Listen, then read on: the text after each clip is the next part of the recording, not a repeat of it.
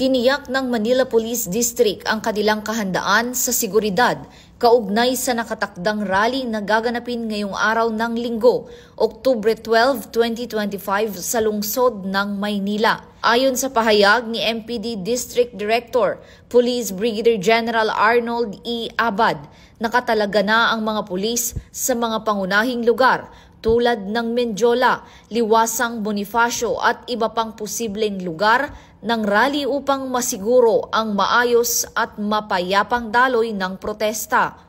Magkakaroon din ng traffic rerouting at checkpoint operations upang maiwasan ang anumang abala sa mga motorista at mapanatili ang kaayusan sa mga lansangan. Dagdag pa ng MPD, nakipag-ugnayan na rin sila sa mga organisador ng rally upang matiyak na susundin ang itinakdang permit, curfew at public safety guidelines. Nakaalerto na rin ang mga Special Weapons and Tactics Unit, Explosive Ordnance Division at medical teams bilang bahagi ng paghahanda sa anumang posibleng insidente.